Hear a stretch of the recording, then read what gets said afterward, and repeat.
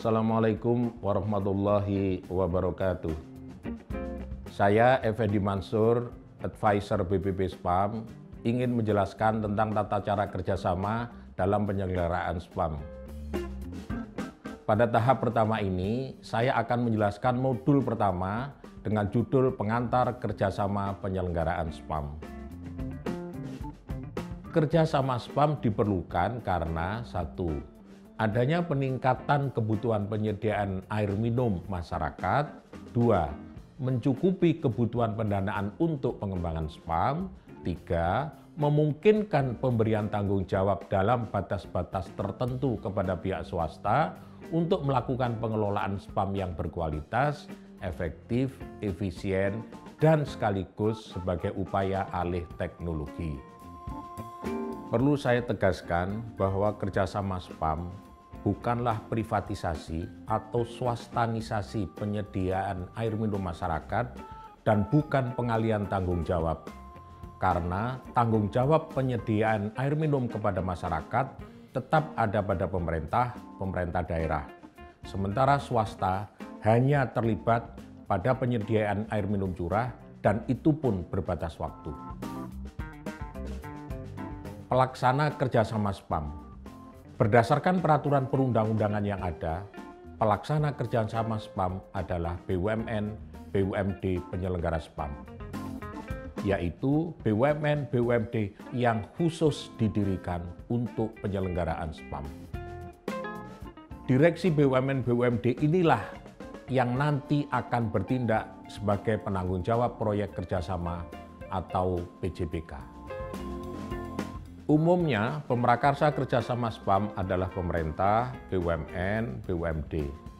Proyek kerjasama atas prakarsa pemerintah, BUMN, BUMD ini disebut sebagai solicited project. Namun demikian, dimungkinkan pula kerjasama SPAM diprakarsai oleh badan usaha swasta. Proyek kerjasama SPAM yang diprakarsai oleh badan usaha swasta disebut sebagai unsolicited project. Unsolicited project ini harus memenuhi persyaratan kesesuaiannya dengan rencana induk SPAM serta layak secara ekonomi dan keuangan. Perbedaan solicited dan unsolicited project adalah solicited project merupakan rencana proyek kerjasama yang bisa mendapatkan dukungan kelayakan proyek, dukungan dana untuk penyiapan dari pemerintah, dan penjaminan dari BUPI. Sedangkan untuk unsolicited project tidak bisa mendapatkan dukungan kelayakan dan dukungan dana untuk penyiapan proyek dari pemerintah, namun untuk unsolicited project yang ditempuh dengan mekanisme KPBU masih dimungkinkan untuk mendapatkan penjaminan dari BUPI. Mekanisme kerjasama SPAM ada 2, yaitu KPBU dan business to business atau biasa disebut dengan B2B.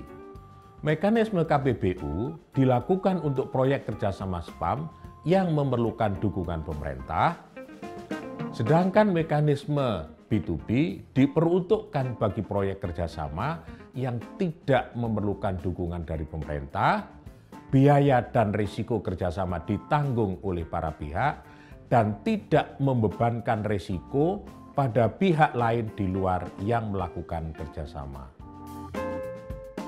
Lingkup kerjasama SPAM antara lain investasi pada unit air baku dan unit produksi, investasi pada unit distribusi dengan syarat setelah selesai dibangun langsung diserahkan pengelolaannya kepada BUMD SPAM dan atau investasi teknologi pengoperasian dan pemeliharaan SPAM.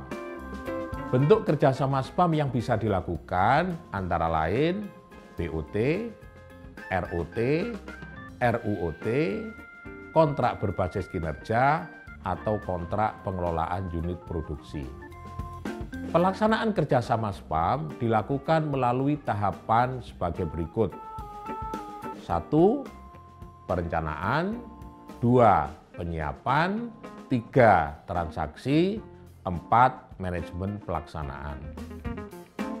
Meskipun ada perbedaan antara proyek prakarsa pemerintah dan prakarsa badan usaha, serta perbedaan dalam mekanisme kerjasama antara KPBU dan B2B, namun pelaksanaan tahap transaksi atau pengadaan kerjasama untuk dua jenis proyek dan dua mekanisme kerjasama tersebut pada dasarnya sama.